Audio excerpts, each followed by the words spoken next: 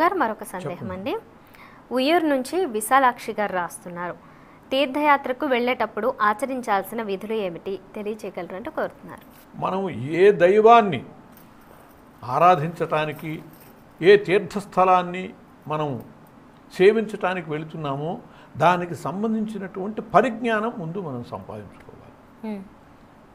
మనం అక్కడికి వెళ్ళి ఏమి చేయాలి, ఆ భగవంతుని ఎలా అర్చించాలి, అర్చించటానికి కావలసినటువంటివి ఏమేమిటి వస్తుద్రవ్యాదులు, ఇవన్నీ ఆలోచించుకుని కావలసినటువంటి రీతిలో తీసుకువెళ్ళాలి.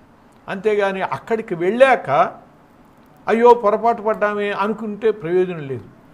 అలాగే కొన్ని క్షేత్రాలకు వెళ్ళినప్పుడు, తిరుపతికి వెళ్ళేటటువంటి వాళ్ళు వాళ్ళ మొక్కుబడికి తగినటువంటివి పూర్తి చేసుకుని వెళ్ళాలి. అలా వాళ్ళు భగవంతుని గురించి ముందు పూజ చేసుకుని, టెంకాయ కొట్టుకుని, దీపారాధన, వెంకటేశ్వర స్వామి దీపారాధన చేసుకుని వెళ్ళటం, ఇలాంటి నియమాల్ని పాటించాలి. ఎక్కడ ఏ దేవతకి అది అవసరమో అలా పాటించాలి. అట్లాగే వెళ్ళేటటువంటి తీర్థస్థలంలో దర్శించవలసినవి ఏవేవి ఉన్నాయి, ఆచరించవలసినవి ఎక్కడెక్కడ ఏమేమి ఆచరించాలి, అది మనం తెలుసుకుని వెళ్ళి ఆచరిస్తే తీర్థయాత్ర ఫలితం పూర్తిగా పొందుతాం.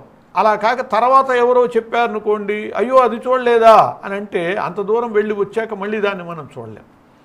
అలాగే కొన్ని ప్రత్యేకమైనటువంటి స్థావరాలు ఉంటాయి. కాశీలో ధర్మేశ్వరుడు అని ఉన్నాడు, యమధర్మరాజు ప్రతిష్ఠ. అక్కడ కనుక కూర్చుని జపం చేసుకుంటే, ధ్యానం చేసుకుంటే, విడిగా చేసుకున్నటువంటి దానికి కోటి ఫలితం వస్తుంది.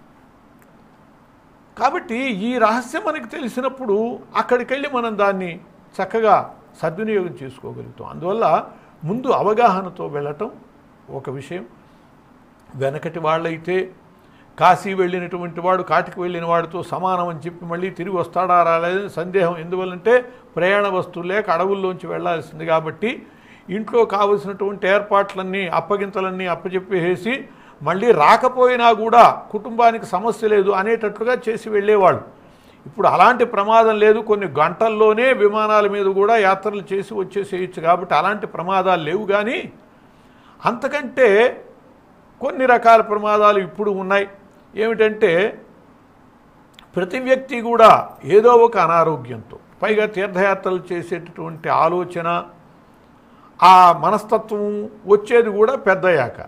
ఆ పెద్దయ్యాక ఈ మనస్తత్వాలతో పాటు రోగాలు కూడా వస్తాయి. కాబట్టి దేనికి ఏ ఔషధమో వాటికి కావలసినటువంటివి తీసుకువెళ్ళాలి. కానీ అలా కాక అటువంటివి మర్చిపోయి వెళ్ళారా చాలా ప్రమాదానికి గురయ్యేటటువంటి పరిస్థితి కూడా ఉంటుంది. అలాగే తమకున్న రోగాల్ని బట్టే కాకుండా అక్కడ కొత్త నీళ్ల వల్ల దానివల్ల వచ్చేటటువంటి ఇబ్బందుల కోసం కూడా ఏదైనా ఎక్కువ కాలం తీర్థయాత్రలు చేసేటటువంటి వాళ్ళు మందులు మాకులు ఇట్లాంటివి కూడా తీసుకువెళ్ళటం అవసరం. వెనకట్లాగా పదార్థాలు మరి పాత్రలు ఇలాంటివన్నీ తీసుకువెళ్ళవలసినటువంటి అవసరం ఇప్పుడు లేదు. అన్నీ డబ్బు ఉండేటట్లయితే అన్నీ అక్కడ మనకి లభ్యం అవుతున్నాయి. కాబట్టి ఇలా ముఖ్యమైనటువంటి విషయాలు తెలుసుకుని వెళ్ళటం, ముఖ్యమైనటువంటి అవసరమైనటువంటి ద్రవ్యాలు తీసుకువెళ్ళటం. అలా డబ్బులు కూడా ఇవాళ తీసుకువెళ్ళవలసిన అవసరం లేదు. ఏటీఎం కార్డు తీసుకువెడితే అక్కడే డబ్బులు కూడా తీసుకోవచ్చు. అంతటి పరిస్థితి ఇప్పుడు ఉన్నది. సాధారణంగా దైవ కార్యక్రమాలు నిర్వహించటానికి అలాంటి ఆలోచన కంటే భక్తి శ్రద్ధ ముఖ్యం. కాబట్టి శ్రద్ధగా ఆలోచించుకుని ఆ భగవంతుని కోసమని ఇలా చెయ్యాలి అని చెప్పి అనుకుని ఆలోచించుకుని దానికి తగ్గట్టుగా అన్నీ తీసుకువెళ్ళటం అనేటటువంటిది చాలా విశేషమైనటువంటి పద్ధతి. అలా శ్రద్ధ లేకుండా మనకి ఏదైనా అక్కడ దొరుకుతుంది, డబ్బు పెడితే డబ్బులు కూడా అక్కడ ఏటీఎంలో దొరుకుతాయి అనుకుని నిర్లక్ష్యంగా వెళితే అది అవసరాల కోసమనే కాదు, భగవంతుని యందు కూడా తీర్థయాత్రలను సేవించేటటువంటి విషయంలో మనకి శ్రద్ధని కూడా తగ్గిస్తుంది. కాబట్టి అలా కాక శ్రద్ధాభక్తులతో మనము మన జన్మ చరితార్థం చేసుకుంటున్నాము ఆ తీర్థయాత్రలను సేవించుకోవటం ద్వారా అనుకుని అలా వెళ్ళటం. అలాగే తీర్థయాత్రల దగ్గర పితృకార్యాలు చెయ్యాలి అని అంటారు. పితృకార్యాలు చెయ్యాలి అని అనుకున్నప్పుడు వీళ్ళ తాతలు ముత్తాతలు వీళ్ళ పేర్లు ఇవన్నీ కూడా కావాలి. అట్లాగే తల్లి వైపు అయితే గోత్రాలు పేర్లు ఇవన్నీ ఆలోచించకుండా వెళ్ళారనుకోండి, అక్కడి నుంచి ఇవన్నీ తెలుసుకోవటం చాలా కష్టం. దానికి కూడా అవకాశం ఉంది కదా, ఫోన్ చేసి తెలుసుకోవచ్చు. ఇది శ్రద్ధకి సంబంధించినటువంటి విషయం కాదు.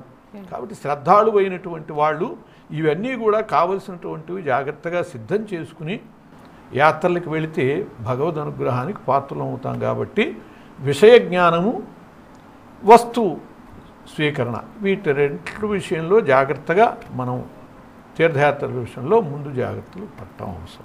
గురుగారు చాలా సంతోషం అండి. ఇప్పటి వరకు చాలామంది ప్రేక్షకుల సందేహాలు నివృత్తి చేశారు. ధన్యవాదాలు. నమస్కారం. నమస్కారం అమ్మా. చూశారు కదా, ఇది ఇవాల్టి ధర్మ సందేహాలు కార్యక్రమం. మరి మీకు కూడా ఏవైనా ఆధ్యాత్మిక సందేహాలు కలిగినట్లయితే మాకు ఉత్తరాల ద్వారా, ఈమెయిల్స్ ద్వారా రాసి పంపించండి. మా చిరునామా ధర్మ సందేహాలు, కేర్ ఆఫ్ భక్తి TV, road number 92, Jubilee hills, Hyderabad 5,96,000. మా ఈమెయిల్ ఐడి bhaktihyd@gmail.com.